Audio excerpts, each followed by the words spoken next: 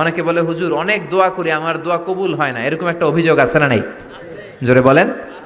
অনেকে আমাদের কাছে বলে হুজুর একটা পেরেশানিতে আছি, একটু ঝামেলায় আছি, বিপদে আছি, 2 বছর ধরে মসজিদে চোখের পানি ছেড়ে দোয়া করলাম কিন্তু দোয়া তো কবুল হয় না, আমার আল্লাহ আমার কথা শোনে না, এরকম অভিযোগ আছে না নাই? এর কারণ দোয়াটা সিনসিয়ারলি হয় নাই, আন্তরিকতার সাথে হয় নাই, মনোযোগ দিয়ে হয় নাই। সিনসিয়ার দোয়া এটা অনেক পাওয়ারফুল, অনেক শক্তিশালী, এটা কখনো মিস হতে পারে না। চিল্লায় বলেন ঠিক কিনা? বিশ্বনবী বললেন দোয়া এত পাওয়ারফুলি, আত-তাকদীরু লা ইয়ারুদ্দু ইল্লা বিদ-দুআ, মানুষের তাকদীরের কোনো চেঞ্জ নাই, কোনো পরিবর্তন নাই, কিন্তু তাকদীরের যদি কোনো কিছু চেঞ্জ হয়ে যায় সেটা হলে দোয়ার মাধ্যমে হয়ে থাকে। সুবহানাল্লাহ। দোয়া আপনার তাকদীরকেও চেঞ্জ করে দিতে পারে। চিল্লায় বলেন ঠিক কিনা? এই দুনিয়ার মানুষগুলোর কাছে বেশি বেশি চাইলে খুশি হয় না রাগ হয়? জোরে বলেন। আপনার কাছে যদি আমি 500 টাকার জন্য আজকে যাই, 500 টাকা দেন, মিজানুর রহমান আজহারি হুজুর আসছে, না দিলে কেমন দেখায়, দিয়ে দিলেন, কালকে তাও দিলেন, তারপরের দিন দিবেন, খাইয়ে দেয়া কাম নাই, আমার টাকা দিবেন না, এরপরের দিন 200, এরপরের দিন 100, এরপরের দিন লাড়ি লইয়া দৌড়াইবেন, ঠিক কিনা? এটা দুনিয়ার মানুষের রীতিনীতি। বারবার একটা বিষয় নিয়ে আসলে আমরা রেগে যাই, আমরা অপছন্দ করি, কিন্তু আল্লাহর নীতি উল্টা। আল্লাহর কাছে বারবার চাইলে আল্লাহ খুশি হয়, ঠিক কিনা? তিরমিজির বর্ণনায় বিশ্বনবী বললেন ইন্নাহু মান লাম ইয়াসআলিল্লাহ ইয়াগদাবা আলাইহি, যে ব্যক্তি আল্লাহর কাছে চায় না আল্লাহ তারে পছন্দ করে না। সুবহানাল্লাহ। আর যে ব্যক্তি আল্লাহর কাছে চায় তারে আল্লাহ পছন্দ করে, ঠিক কিনা? এজন্য চাইতে রাজি আছেন? দোয়া করতে রাজি আছেন? কার কাছে করবেন? নাকি ছোট হুজুরের কাছে, বড় হুজুরের কাছে, দাদা হুজুরের কাছে, ল্যাংটা বাবার কাছে, খাজা বাবার কাছে, দুর্গায় যে, দরগায় যে, কোথাও যে কিছু আমরা চাইবো না, চাইবো একজনের কাছে। তিনি কে? কারণ তার কাছে আমরা যাই চাই তিনি বলে যাও, দিয়ে দিলাম, যাও নিয়ে যাও, ইয়েস দেব, আমি দেব, আমি দেব। তিনি সব সময় বলে আমি দেব, তিনি সব সময় বলে ইয়েস, নো এটা তিনি বলে না। আল্লাহর ডিকশনারিতে নো নাই, কি নাই? আপনি যখনই চাইবেন আল্লাহ বলে ইয়েস দেব। তাহলে বলবেন হুজুর এত কিছু চাইলাম দিল না কেন? আপনার মন মতো দিবে না, আল্লাহর দেওয়ার একটা ক্যাটাগরি আর সিস্টেম আছে না নাই? আল্লাহ 3 ক্যাটাগরিতে দেয়। কয় ক্যাটাগরিতে? 3 ক্যাটাগরি। ক্যাটাগরি নাম্বার 1, আপনি চোখের পানি ছেড়ে আল্লাহর কাছে কিছু চাইলেন, আল্লাহ বলে দেব, ইয়েস, কি বলে? কারণ আল্লাহর কাছে তো নো নাই, কি নাই? না বলে না, চাইলে আল্লাহ না করতে জানে না, আল্লাহ বলে ইয়েস দেব, দিয়ে দেয়, আমরা খুশি হয়ে যাই, আমরা নাচতে শুরু করি, ঠিক কিনা? Category number 1। শুনতেছেন না বোধহয়? কষ্ট হচ্ছে নাকি মুনাজাত দিয়ে দিব? শুনবেন আরো কয়েক মিনিট? ক্যাটাগরি নাম্বার 1, চাইলাম দিয়ে দিল, ইয়েস। এবার ক্যাটাগরি নাম্বার 2, চোখের পানি ছেড়ে একটা কিছু চাইলাম, তখনও বলে ইয়েস, কি বলে? কারণ ওনার কাছে তো নো নাই, কি নাই? আল্লাহ বলে ইয়েস দেব, তবে এখন না, পরে দেব। কখন দিলে আমার জন্য ভালো, আমার চেয়েও ভালো জানে কে? কখন দিলে আমার জন্য ভালো, আমার চেয়েও ভালো জানে কে? আল্লাহ বলে এখন দিলে ভালো হবে না, তোর চেয়ে আমি ভালো জানি, যখন দিলে তোর জন্য ভালো হয় তখন দিয়ে দেব। সুবহানাল্লাহ। 2টা গেল। এবার হইল ক্যাটাগরি নাম্বার 3, চোখের পানি ছেড়ে আপনি আল্লাহর কাছে চাইলেন, আল্লাহরে ডেকে বললেন আল্লাহ আমাকে তুমি এটা দাও, আল্লাহ তখনও বলে ইয়েস, কি বলে? কারণ ওনার কাছে কি নাই? নো নাই, উনি না বলতে জানে না, চাইলেই বলে ইয়েস দেব, তবে এখনো দেব না, পরেও দেব না। কিয়ামতের ময়দানে যেদিন বিপদে পড়ে চিল্লা চিল্লি করবা, ওই দিন তোমারে দেব। সুবহানাল্লাহ। চিল্লায় পড়েন আল্লাহু আকবার। এই জন্য চাইতে হবে একজনের কাছে, তিনি কে? সব নবীরা বিপদে পড়ে চেয়েছেন কার কাছে? সাইয়েদনা আদম আলাইহিস সালাম না বুঝে শয়তানের ওয়াসওয়াসায় পড়ে ছোট্ট একটা ভুল করলেন, কেঁদে কেঁদে মুনাজাত করলেন কার কাছে? পড়েন সবাই, রব্বানা যালামনা আনফুসানা ওয়া ইল্লাম তাগফির লানা ওয়া তারহামনা লানাকুনান্না মিনাল খাসিরিন। আল্লাহ আমি গুনাহ করেছি, অন্যায় করেছি, অপরাধ করেছি, আপনি যদি ক্ষমা না করেন, ক্ষমা করার মতো দ্বিতীয় আর কেউ আছে নাকি বলেন? আছে? এজন্য ক্ষমা চাইবেন কার কাছে? আরো জোরে কার কাছে? নিরাশ হওয়ার কারণ নাই। কত গুনাহ করেছেন, কত অন্যায় করেছেন, আপনার গুনাহ যত বড়ই হোক আল্লাহর দয়া তার চেয়েও বড়, ঠিক কি না? আবার সাইয়েদনা ইব্রাহিম আল্লাহর কাছে নামাজের দোয়া করলেন, কিসের দোয়া? রব্বি জাআলনি মুকিমাস সালাতি ওয়া মিন যুররিয়াতি রব্বানা ওয়া তাকাব্বাল দুআ। ও আল্লাহ, আপনি আমার নামাজ কায়েমকারী বানিয়ে দেন, আমার ছেলেটার নামাজ কায়েমকারী বানিয়ে দেন, আমার দোয়াটা আপনি কবুল করে নেন। পড়েন আমিন। হে নামাজি আমার ঘরে নামাজে পড়ো আজ, দিলে মে তোমার চরণ তলে হৃদয় যায় নামাজ। হে নামাজি আমার ঘরে নামাজে পড়ো আজ, দিলে মে তোমার চরণ তলে হৃদয় যায় নামাজ। পড়েন আল্লাহু আকবার। কেমন বাবা কেমন ছেলে, ছেলেও নবী বাবাও নবী। ছেলের নাম ইসমাইল, বাবার নাম ইব্রাহিম। নামগুলো কেমন লাগে? ভালো লাগে? ছেলে মেয়েদের নাম রাখবেন তো এগুলা? ইসমাইল রাখতে রাজি আছেন? ইব্রাহিম রাখতে রাজি আছেন? কেমন বাবা কেমন ছেলে। বাবা ছেলের জন্য দোয়া করলেন, ও আল্লাহ আমার ছেলের নামাজ কায়েমকারী বানিয়ে দেন। আবার এমন বাবা এমন ছেলে, দুই বাবা মিলে কাবা ঘর নির্মাণ করেছেন, ঠিক কিনা? বাবা মেইন রাজমিস্ত্রি, ছেলে হচ্ছে যোগালি, পাথর এনে দেয়, ইট এনে দেয়। সাইয়েদনা ইব্রাহিম কাবাঘর বানাতে বানাতে আর হাত দিয়ে নাগাল পায় না। আল্লাহর ডেকে বললেন, আল্লাহ আর তো নাগাল পাই না। আল্লাহ বললেন, টেনশন নাই, চিন্তা নাই, জান্নাত থেকে অটোমেটিক একটা পাথর এনে দিলাম, পাথরটার নাম মাকাম ইব্রাহিম। এই পাথরের উপর দাঁড়াও, যত উঁচুতে উঠতে মনে চায় পাথর অটোমেটিক উপরের দিকে উঠে যাবে। সাইয়েদনা ইব্রাহিম বানাতে শুরু করলেন। আবার এই দুই নবীকে আল্লাহ ধমক দিয়ে বললেন, তাহরা বাইতি আলিত তাইফিন ওয়াল আকিফিন। ও ইসমাইল, ও ইব্রাহিম, আমার ইবাদতকারী বান্দাদের জন্য, আমার হাজী সাহেবানদের জন্য, উমরাকারীদের জন্য বাপ বেটা মিলে ঝাড়ু নিয়ে কাবা ঘরকে ঝাড়ু দিতে শুরু করে দাও। সুবহানাল্লাহ। মসজিদেরি ঝাড়ু বারদার ও কামারে হাত শোনো আমারে মুনাজাত, শোনো শোনো ইয়া ইলাহি আমারে মুনাজাত, শোনো আমারে মুনাজাত। পড়েন আমিন। কত বড় হৃদয়ের মানুষ ছিল নবী, নবীদের বাবা আবুল আম্বিয়া খলিলুল্লাহ ইব্রাহিম আর তার ছেলে ইসমাইল, তারা মসজিদ ঝাড়ু দিয়েছে। আমরা মসজিদ পরিষ্কার করতে চাই না, এরকম আছে না নাই? একদল আছে মসজিদে ঢুইকাই বালু দেখলে মুয়াজ্জিন সাহেব রে খোঁজে, আছে না নাই? মুয়াজ্জিন সাহেব কোথায়, ইমাম কই, বালু কেন, টিকটিকির পায়খানা কেন, আপনি আছিলেন কই মিয়া, আপনি ঝাড়ু দেন, আপনি পরিষ্কার করেন। নবী হয়ে তারা কাবা ঝাড়ু দিতে পারে, মসজিদ পরিষ্কার করতে পারে, আপনি কোন সলিমদ্দি আর কলিমদ্দি, ঠিক কি না? এজন্য মনে অনেক জ্বালা যন্ত্রণা, দোয়া করেন কবুল হয় না, মনে অনেক ব্যথা। আপনার ব্যথা যদি দূর করতে চান এলাকার মসজিদগুলোরে পরিষ্কার করেন, মসজিদ যে ঝাড়ু দিয়ে দেন, আপনার মনের জ্বালা মিটিয়ে দিবে কে?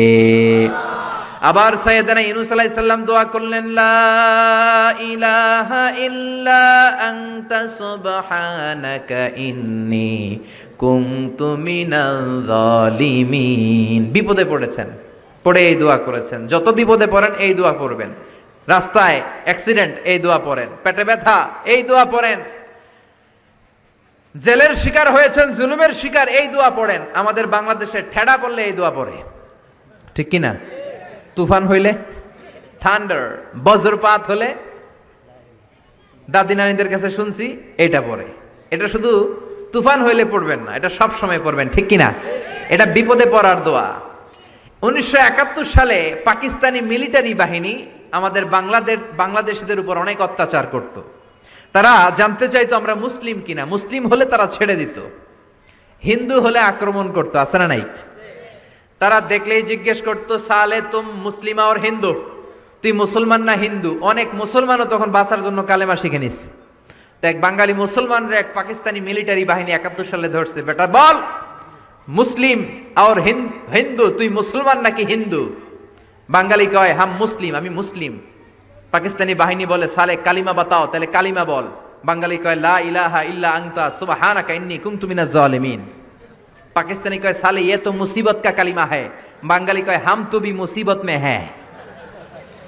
পাকিস্তানি বলে বেটা এটা তো মুসিবতের কালিমা, বাঙালি কয় আমিও তো কম মুসিবতে নাই। পিস্তল ধরে তুমি আমার কালিমা জিজ্ঞেস করো কোনটা বলতে যায় কোনটা বলি, আমার তো হুঁশ নাই, ঠিক কিনা?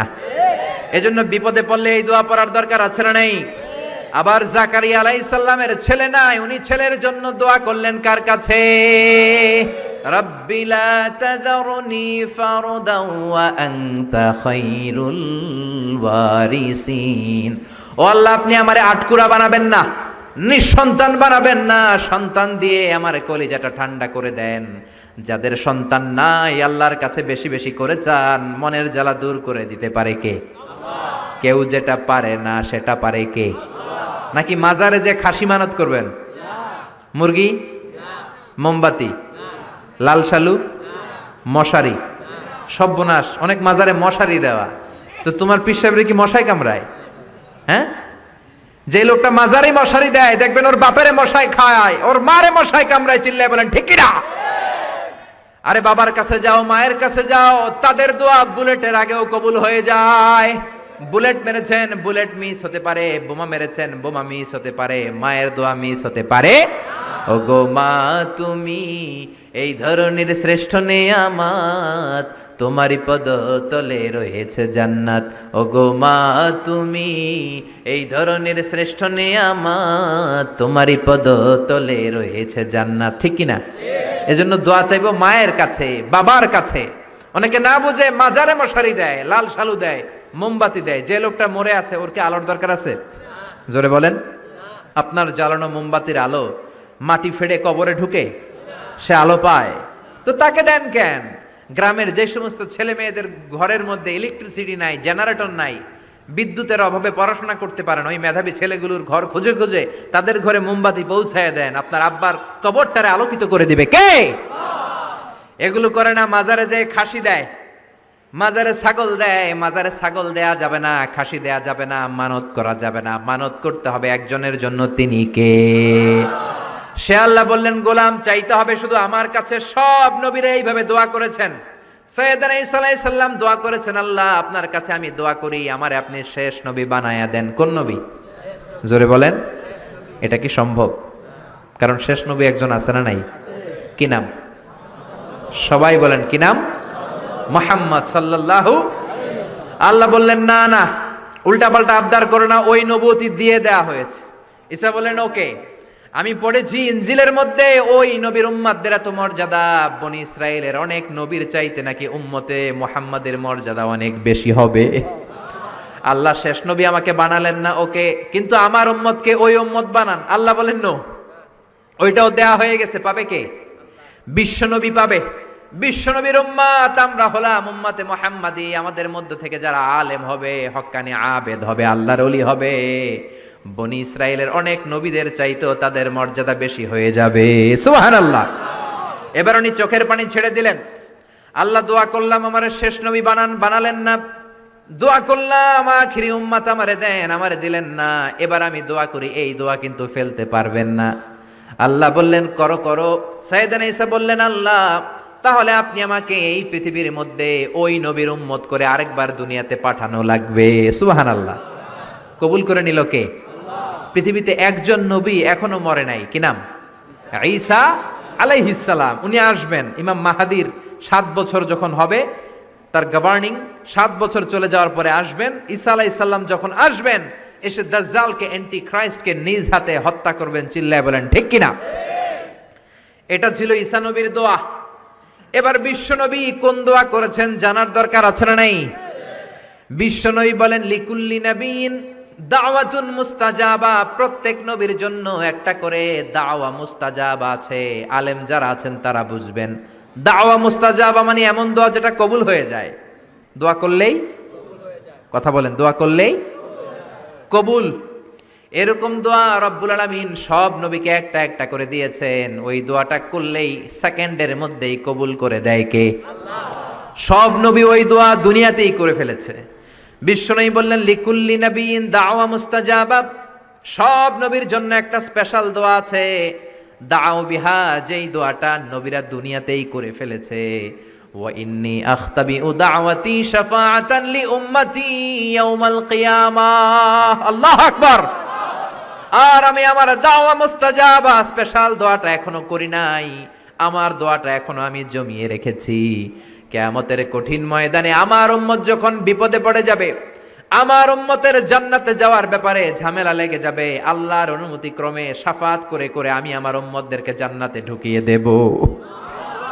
তখন আমি ওই দোয়াটা করব। বিশ্বনবী সেজদায় পড়ে থাকবেন কিয়ামতের ময়দানে, সব নবীরাও বলবে ইয়া নাফসি ইয়া নাফসি। কেউ যখন আল্লাহর কাছে যেতে পারবে না, সবাই মিলে বিশ্বনবীর কাছে যাওয়ার পরে বিশ্বনবী তখনও মাথা তুলবেন না। বিশ্বনবী কপাল ঠুকে কেঁদে কেঁদে বলবেন রব্বি হাবলি উম্মতি, ও আল্লাহ আমার উম্মতকে আপনি মাফ করে দেন। সুবহানাল্লাহ। আল্লাহ বলবেন নবী ইরফা রাসাক, মাথা উঠান, সাল তুতা, আজকে যা চাইবেন তাই দিব, ইশফা তুশাফা, যারাই শাফাত করবেন আমার অনুমতি ক্রমে কবুল করে নিব। সুবহানাল্লাহ। বিশ্বনবী চাইলে ওই দোয়াটা দুনিয়াতেই করতে পারতেন অন্য নবীদের মতো, ঠিক কিনা? অন্য নবীরা যেমনি নিজেদের প্রয়োজনে ওই দোয়াটা দুনিয়াতেই করেছে, আমার নবীকে ওই রকম করেছে নাকি? তার মানে আমার নবীর আমাদের জন্য মায়া বেশি না কম? আমার জন্য রেখে দিয়েছেন ওই দোয়াটা, আপনার জন্য রেখে দিয়েছেন দোয়াটা, আমাদের জন্য দোয়াটা রেখে দিয়েছেন। আমরা যখন কিয়ামতের ময়দানে বিপদে পড়ে যাব, বিশ্বনবী দোয়া করে করে আমাদেরকে জান্নাতে ঢুকিয়ে দিবেন, ঠিক কিনা? বিশ্বনবী দুনিয়াতে কম আঘাত সহ্য করেন নাই। যেই লোকটার বাইরের চামড়া থেকে রগ দেখা যেত, রগের ভেতর দিয়ে যে রক্তগুলো দৌড়াদৌড়ি করে সেটাও দেখা যেত। সুবহানাল্লাহ। পৃথিবী এত সুন্দর মানুষ দেখে নাই। ওই লোকটাকে পাথর মেরে মেরে তায়েফের ময়দানে রক্তাক্ত করা হয়েছে 3 বার।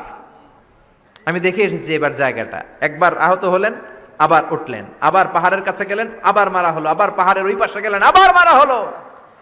3 বার পাথর মারা হলো।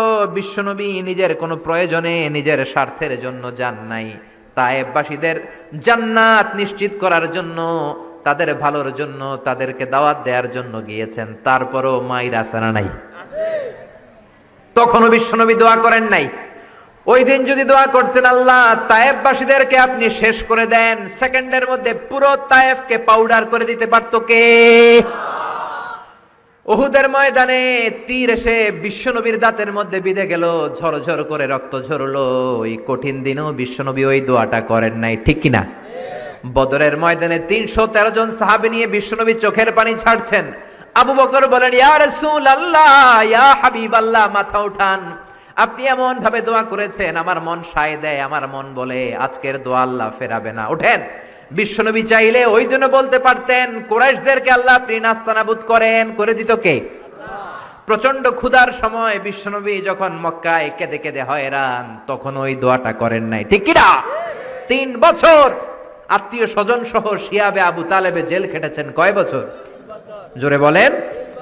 প্রথম বছর খেয়েছে ছাগলের গোশত, সবাই ছাগল পালতো, নিজেদের ছাগলের গোশতগুলো খেয়েছে। দ্বিতীয় বছর কোনো ছাগল নাই, ছিল ছাগলের রোদ্রে শুকানো চামড়াগুলো, পানিতে ভিজিয়ে ভিজিয়ে চামড়া খেয়েছে। তৃতীয় বছর ছাগলের চামড়াও নাই, কি নাই? তৃতীয় বছর ছাগলের চামড়াও নাই, ছিল গাছের বাকল, গাছের পাতা। শিয়াবে আবি তালেবে বিশ্বনবী গাছের পাতা খেয়ে, গাছের চামড়া খেয়ে জীবন ধারণ করেছেন। বিশ্বনবীর এলাকার লোকগুলো, মুমিনগুলো কেঁদে কেঁদে হয়রান। তখনও যদি বিশ্বনবী দোয়া করতেন, কবুল করতো কে? মদিনায় দুর্ভিক্ষ, কোনো খাবার নাই, বিশ্বনবীর পেটে কোনো খাবার নাই, কোনো দানা পানা পড়ে নাই। বিশ্বনবীর কলিজার টুকরা নাতি হাসান আর হোসাইনের পেটেও কোনো খাবার নাই। বিশ্বনবীর কলিজার টুকরা ফাতেমার পেটে কোনো খাবার নাই। চাইলে বিশ্বনবী তখন দোয়াটা করতে পারতেন না? বিশ্বনবী মসজিদে নববীতে জোহরের নামাজ পড়ে হাসান হুসাইনকে দেখতে গেলেন, যে দেখে ফাতেমা রান্না করে। আসলে কি রান্না করে? চুলার মধ্যে পাতিল দিয়ে পানি গরম করে আর হাসান হুসাইনকে বুঝ দেয়, ঠিক কিনা? বিশ্বনবীর পায়ের আওয়াজ শুনে ঘুমন্ত হাসান আর হুসাইন জেগে গেল। দৌড়ে এসে নানাজিকে ঝাপটে ধরে ডেকে বলে, নানাজি গতকাল কেন দেখতে আসলেন না? আজকে দুপুর হয়ে গেল, বিকেল হয়ে যাচ্ছে, এখন বুঝি আপনি দেখতে আসার সময় হলো? বিশ্বনবী বললেন, হাসান হুসাইন এই তো এইমাত্র জোহরের নামাজ পড়ে আসলাম, তোমাদের খোঁজ খবর নিতে এসেছি। হাসান আর হুসাইন বলল, কি খোঁজ খবর নিবেন? খোঁজ খবর নেওয়ার আগে একটা বিচার করে দেন। বিচার? আপনি তো আহকামুল হাকিমিন, সব চাইতে বড় বিচারকের সব চাইতে বড় নবী, ইনসাফ ওয়ালা নবী। আপনার কাছে বিচার দিয়ে কেউ কোনোদিন বিচারে ঠকে নাই, ঠিক কিনা? আপনি একটা বিচার করেন। বিশ্বনবী বললেন, কিসের বিচার? হাসান বলে, নানাজি আপনার মেয়ের নামের বিচার, ফাতেমার নামের বিচার। বিশ্বনবী বললেন, ও হাসান, আমার মেয়ে ফাতেমার আবার কি বিচার? কি অপরাধ আমার ফাতেমার? হাসান হুসাইন চোখের পানি ছেড়ে দিয়ে ডেকে বলে, নানাজি আপনার মেয়ে আমাদেরকে খাবার দেয় না কেন? খাবার দেয় না কেন? বিচার দিলাম, গতকাল সারাদিন বলেছে রাত্রিবেলা খাবার দিবে, রাতে খাবার দেয় নাই। আমাদেরকে বলেছে তোমরা ঘুমিয়ে যাও, আমি রান্না করি, সকালে দিব। ঘুমায় গেলাম, সকালবেলায় খাবার চাইলাম, আপনার মেয়ে ফাতেমা তখন আমাদেরকে খাবার দেয় না। দাদা, আমরা ছোট্ট দুইটা মানুষ ক্ষুধার জ্বালায় বেহুশ হয়ে যাই, আর সহ্য করতে পারি না, আপনার মেয়ে খাবার দেয় না। দুপুর হয়ে গেল, দুইজনে কান্নাকাটি করি, আপনার মেয়ে এখন পর্যন্ত আমাদেরকে খাবার দেয় নাই। আমরা দুজন তো আর সহ্য করতে পারি না, কেন আপনার মেয়ে আমাদের সাথে এমন করে? আপনার কাছে বিচার দিলাম, আপনি বিচার করেন। বিশ্বনবী আর কি বিচার করবেন? ধা ধা করে বিশ্বনবী চোখের পানিগুলো ছাড়েন, হুসাইনকে জড়িয়ে ধরলেন, হাসান রে জড়িয়ে ধরলেন, ডেকে বললেন, হাসান রে কাছে আয়।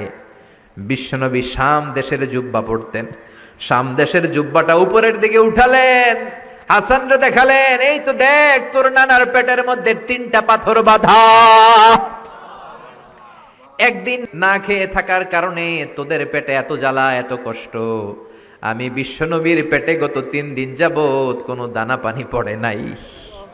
আমি বিশ্বনবী তো না খেয়ে আছি রে হাসান, আমি তো 3 দিন না খেয়ে আছি, আমার পেটেও তো কিছু নাই। নানাও কাঁদলেন, নাতিও কাঁদলেন, পুরো পৃথিবীও কাঁদলো, ঠিক কি না? ওই কঠিন ক্ষুধার দিন, ওই কঠিন দুর্ভিক্ষের দিন বিশ্বনবী যদি তার স্পেশাল দোয়াটা করতেন, জান্নাত থেকে জিব্রাইলকে দিয়ে খাবারের বস্তা পাঠিয়ে দিত কে? ওই দিনও বিশ্বনবী দোয়াটা করে নাই। আমার জন্য, আপনার জন্য, আমাদের জন্য দোয়াটা এখনো আসরাডাই। হাজার ব্যথা বেদনার পরে ফিরে আসনি তুমি আপন ঘরে, দিনের আলো তুমি ছড়িয়ে দিতে, চলে গেলে মদিনায় মক্কা ছেড়ে। হে রাসূল তোমাকে ভুলি আমি কেমন করে, হে রাসূল তোমাকে ভুলি আমি কেমন করে।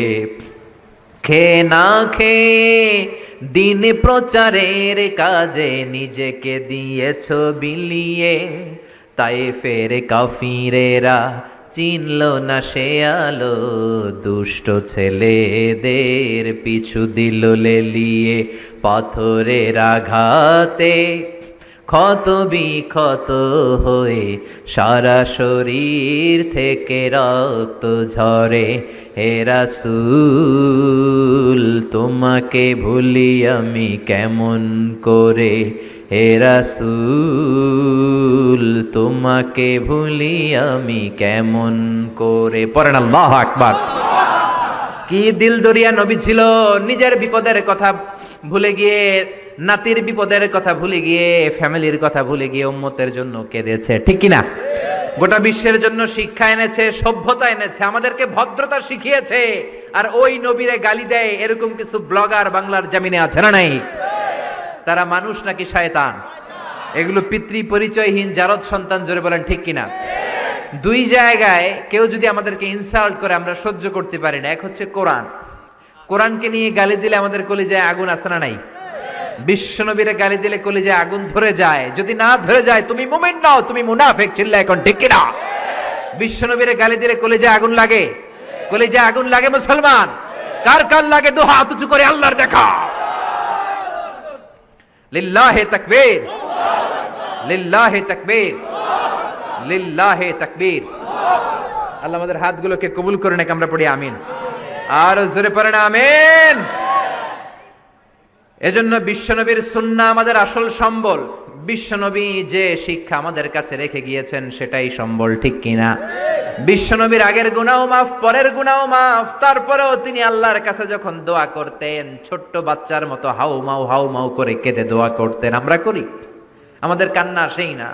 এত পাষাণ আমাদের হৃদয়, এত আধুনিকতার মধ্য দিয়ে আমরা সময় কাটাচ্ছি, সোশ্যাল মিডিয়ার ভেতরে আমাদের এত সময় দেয়া হয়, এই সোশ্যাল মিডিয়া আমাদেরকে ঘুমাতে দেয় না, আমাদেরকে স্বাভাবিকভাবে চলতে দেয় না, আমাদের অন্তরটাকে নরম হতে দেয় না, ঠিক কি না? আমাদের কান্না আসে না, আমাদের হৃদয় পাষাণ হয়ে গেছে, আমাদের হৃদয় নরম হয় না, অন্যের দুঃখে আমরা দুঃখ পাই না, অন্যের দুঃখে যারা দুঃখ পায় না তারা মানুষ হতে পারে না, ঠিক কি না? ছাগলের পেট থেকে বেরোলে ওইটারে আমরা বলি ছাগল, গরুর পেট থেকে বেরোলে আমরা ডাকি গরু, মুরগির পেট থেকে বেরোলেই সেটা মুরগি হয়ে যায়, কিন্তু মানুষের পেট থেকে বেরোলে সেটা মানুষ হয় না, ওইটারে মানুষ বানাতে হয়, ঠিক কি না? এই দুনিয়া এখন তো আর সেই দুনিয়া নাই, মানুষ নামের মানুষ আছে দুনিয়া বোঝাই, সেই মানুষের ভিড়ে আমার আসল মানুষ নাই, ঠিক কি না? আসল মানুষের বড় অভাব, অন্যের দুঃখে কাঁদবে, অন্যের জ্বালা নিজের অন্তরেও জ্বালার সৃষ্টি করবে, সেই মানুষ আর নাই, ঠিক কি না? বিশ্বনবীর আগের গুনাহ নাই, পরের গুনাহ নাই, তারপরেও মুনাজাতে হাউমাউ করে কাঁদতেন। তিনি দোয়ায় বলতেন, আল্লাহ ইন্নী আব্দু কবনু আব্দি কবনু আমাতিক নাসিয়াতি বিয়াদিক, ও আল্লাহ আমি আপনার গোলাম, গোলামের ঘরের গোলাম, বান্দির ঘরের গোলাম। আল্লাহ আমি আপনার গোলাম, গোলামের ঘরের গোলাম, মানে আমার বাপ আব্দুল্লাহ আপনার গোলাম, আমরা গোলাম বংশের। সুবহানাল্লাহ। গোটা বিশ্বের শ্রেষ্ঠ মানুষটা নিজের গোলাম বলতে দ্বিধাবোধ করতো না, বলতো আমি আপনার গোলাম, গোলামের ঘরের গোলাম, বান্দির ঘরের গোলাম, নাসিয়াতি বিয়াদিক, আমার মাথার চুলের ঝুঁটি আপনার হাতের মুঠোয়, আমার চুলের ঝুঁটি আপনার হাতের মুঠোয়, গোলামের মতো যেখানেই টানবেন আমি ওখানেই যাব। আল্লাহু আকবার। এই ছিল বিশ্বনবীর বিনয়, নিজেকে গোলাম বলতে স্বাচ্ছন্দ্য বোধ করতেন, কোনোদিন জীবনে অহংকার করেন নাই, কোনোদিন বিশ্বনবী কারোর সাথে মুসাফা করতে যে নিজে আগে হাত টানেন নাই, যতক্ষণ না ওই লোকটা তার হাত টেনে নিয়েছে। সুবহানাল্লাহ। আর বিশ্বনবীর হাত ছিল আলিয়ানু মিনাদ দিবাজ, রেশমের কাপড়ের চেয়েও নরম। সিল্ক চিনেন? সিল্ক, সিল্কের কাপড়ের চেয়ে বিশ্বনবীর হাত ছিল নরম। এই নরম হাত মুসাফার মধ্যে যে একবার পাইতো কেউ ছাড়তে চাইতো না, ধরেই রাখতো। আর বিশ্বনবী নরম হৃদয়ের নবী, কেউ যদি না ছাড়ে বিশ্বনবীও ছাড়তেন না। সুবহানাল্লাহ। ওই নবী মুনাজাতে কাঁদতেন। এজন্য ভাইরা এই কথা বললেন না আল্লাহ আমার দোয়া শোনে না, আপনি দোয়ার মতো দোয়া করেন নাই, এজন্য শোনে নাই, ঠিক কি না? দোয়া কবুল হওয়ার রহস্য হচ্ছে চোখের পানি। বিশ্বনবী বললেন দুইটা চোখের পানি আল্লাহর কাছে সব চাইতে সেরা, এক হলো জিহাদের ময়দানে রক্তের ফোঁটা, দ্বিতীয় হলো আল্লাহর ভয়ে মোনাজাতের মধ্যে চোখ থেকে বেয়ে বেয়ে পড়া পানির ফোঁটা। আবার বিশ্বনবী বললেন অনুশোচনার চোখের পানি চোখ দিয়ে নাকের ডগা বেয়ে বেয়ে জমিনে পড়ার আগে ওই দোয়াটা কবুল করে নেয় কে? এজন্য চাওয়ার সময় নিজের ছোট করেন, বলবেন আল্লাহ আমি আপনার গোলাম, গোলামের ঘরের গোলাম, বান্দির ঘরের গোলাম, আমার চাইতে ক্ষুদ্র ছোট কেউ নাই, এমন কোন গুনাহ নাই আমি করি নাই, তুমি ছাড়া আমারে পার করার কেউ নাই, ঠিক কিনা? এরকম দোয়ার মধ্যে নিজেরে ছোট করে দেন, আপনার দোয়া কবুল করবে কে? এজন্য সব সময় চাইবে একজনের কাছে, তিনি কে? একদল আছে বা এক শ্রেণীর লোক আছে, রোগে যখন পড়ে তখন আল্লাহরে ডাকে, রোগ ভালো হয়ে যায় আল্লাহরে ভুলে যায়, আছে না নাই? নির্বাচনের আগে আল্লাহরে ডাকে, নির্বাচন শেষ আল্লাহরে ভুলে যায়, আছে না নাই? সমস্যায় পড়েছে আল্লাহরে ডাকে, সমস্যা নাই আল্লাহরে ভুলে যায়, আছে না নাই? এমন করা যাবে না, সব সময় ডাকবেন। তবে রব্বুল আলামিন বলেন স্পেশাল কিছু সময় আছে, ওই সময় দোয়া করলে দোয়া কবুল করে নেয় কে? তাহাজ্জুদের সময় দোয়া করবেন। ওয়া মিনাল লাইলি ফাতাহাজ্জাদ বিহি নাফিলাতান লাকা আসা আন ইয়াবআসাকা রাব্বুকা মাকামাম মাহমুদা। তাহাজ্জুদের নামাজ পড়লে আপনার মর্যাদা বাড়ায় দিবে কে? আল্লাহ। এখন হুজুর আমরা তো ফজরই পড়ি না, তাহাজ্জুদ কখন পড়মু? তাহাজ্জুদ তো তাদের যারা ফজর পড়ে, ঠিক কি না? ফজরই তো পড়ে না, তাহাজ্জুদ কখন? ফজরের সময় মসজিদের বেহাল দশা। ফজরের সময় যত মসজিদে নামাজ পড়লাম খালি মুরব্বী চাচাদেরকে পাওয়া যায়, ইয়াং ছেলেরা নাই। ফজরের নামাজ মুরব্বীদের জন্য নয়, ফজরের নামাজ তোমাদের মতো ইয়াংস্টার যারা আছো তাদের জন্য, ঠিক কি না? ওয়াদা করো সূর্যপুরের মসজিদগুলোতে যুবকরা যে ফজরের নামাজে মসজিদ ভরে দিবা, রাজি আছো? রাজি আছো যুবকেরা? এই যৌবন বয়সের ইবাদত আল্লাহর কাছে সবচাইতে প্রিয়। খেয়াল করে বোঝার চেষ্টা করো, যুবক বয়সে যদি গভর্নমেন্ট সার্ভিস করো, বার্ধক্যে উপনীত হলে পেনশন আছে না নাই? অনুরূপ ভাবে যুবক বয়সে যদি আবাদত করো, বার্ধক্য অবস্থায় আবাদত করতে না পারলেও পেনশনের হিসাবে তোমার আমল নামায় সওয়াব দিয়ে দিবে কে?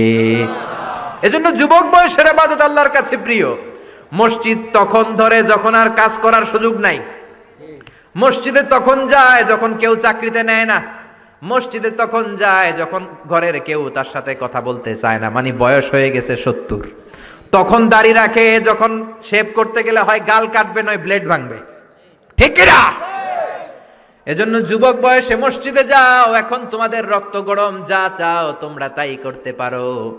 যেই মুরব্বী বাবাদের দাড়িগুলো পাকা হয়ে গিয়েছে তারাও তোমাদের মতো ওই বয়সটা পার করে এসেছে, ঠিক কিনা? দুদিনের দুনিয়া, অল্প কয়েকটা বছরের ব্যবধানেই তোমার চুলো পাকতে শুরু করবে, তোমার এই রক্ত গরম শরীরটাও ঠান্ডা হয়ে যাবে, তোমার আশেপাশে আর কেউ ঘুরবে না, কেউ তোমারে ডাকবে না, কেউ তোমারে গুনবে না। চিল্লায় বলেন ঠিক কিনা? এজন্য কিয়ামতের দিন বিশ্বনবী বলেন, বনি আদম 5টা প্রশ্নের উত্তর না দিয়ে কেউ পা নাড়াতে পারবে না। এর মধ্যে একটা প্রশ্ন হলো, যৌবন বয়সটা তুমি কেমন কাজে লাগিয়েছো? যৌবন বয়সে কি ইসলামের পক্ষে স্লোগান দিয়েছো নাকি রাম আর বামপন্থীদের দলে গিয়েছো, ঠিক কিনা?